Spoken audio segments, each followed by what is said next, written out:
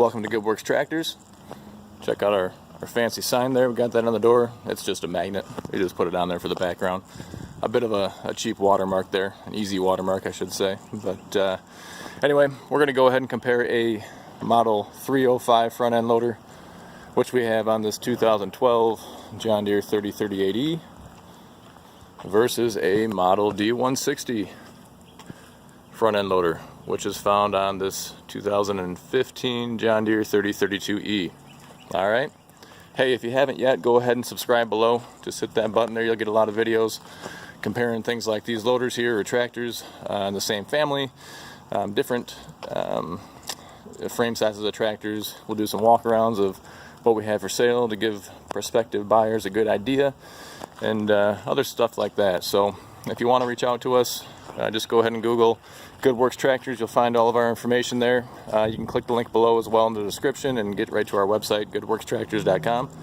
So anyway, these two loaders here are identical. Yeah, they are a different model number, 305 versus D160, but that was simply a rebranding.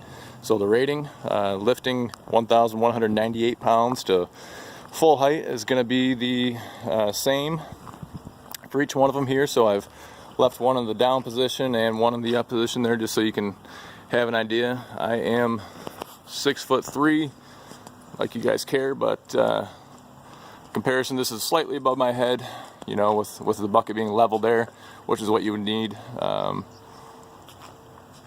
be able to just to get it over and then slightly dump it into like a dump trailer, for instance. But so you're at about 78 inches here, which is, I believe, what they rate them at. Okay, 61-inch bucket on here is going to be standard with either loader. You see this top rail. These top rails do get dinged up a little bit. Not terrible, but if you wrap a chain around or anything like that, it's easy enough to do, or if you're pushing into a lot of rock or something like that. But not much paint off the inside there, so I think maybe he was just using a chain in that one. This top rail here is pretty straight all the way across there, but again, a little bit of the same deal happening there. It just happens with these standard duty buckets, that's for sure. But side edges are straight there, which is nice, and it's the same thing at the bottom edge. But not much to it. You'll notice both of these are going to be fixed mount loaders, so that means they are not easily or quickly removable. You can see the bolts, 2 bolts on that side, and 2 more bolts. Oops, sorry, where are they at? There we go. 2 more bolts hidden in there. I'm going to hold this on. Same thing over here. There's your 2 bolts there, and look underneath. Find your other 2. So you can see here you've got a little arm that comes around, ties into the brush guard here on the front. Okay, ramps all the way around there. Your loader joystick location is going to be on the loader itself. You know, a lot of them you'll see mounted back here on the fender, or down here just off the inside there. So you know, ergonomically, that lever is going to be right about here versus out here. Big deal for some folks, not for others. I mean, it's still pretty convenient to get right there, but that's one of the savings, I guess, on the E-Series here, to get the cost down, is just to run that plumbing, just have it attached right there with the loader. So again, you'll see over here, same deal. Okay, joystick mounted right there. Again, this is a loader lockout valve. So when I'm in here, I'm going to go ahead and lower this down in a minute, but when I pull that out, I can reef on that joystick there in any direction, and that's not going to move, okay? But what I'm going to do now is I'm going to show you one of the cool features, whether it's that loader, this loader, or essentially any of those tractors that are out there, or any of them that I have stored inside. It's going to be called the float position. So what I'm going to take and do in the beginning here is I'm just going to push this forward a little bit so you can see that the loader drops down by releasing the pressure. But then I'm going to put it all the way forward into a detent position, which is the float position. And so it's just going to allow that bucket just to drop, because of the weight of the bucket, just right down to the surface of the ground. It's going to rest there. So what that's going to be useful for are tasks like back dragging. You know, say you just put in a big load of dirt out here and you wanted to slowly, you know, even it out and level it out. You can put your bucket down, maybe tilt the edge forward slightly, and then put it in the float position, and it's just going to be the weight of the bucket there as you back up, just slowly spreading out that soil. So very handy to use there.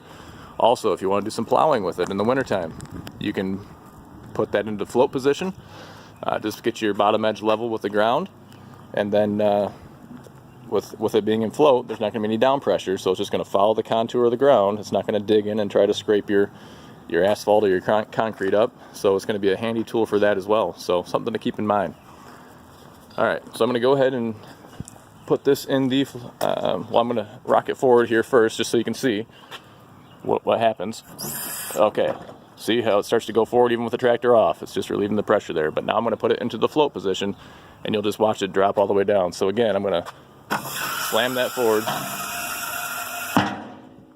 and down it goes, okay? And to get out of that position, pop it back, and you're right back in there. So again, I went forward like this, like you normally would.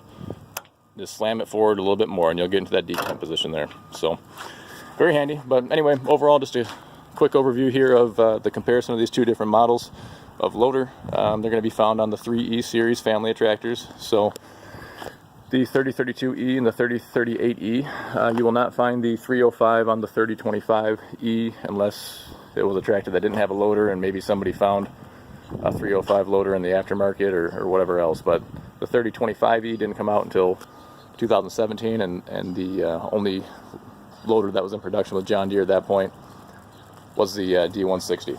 So anyways, again, don't forget to subscribe below.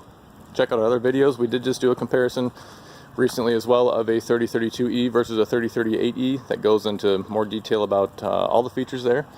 But thanks again for watching, and have a great day.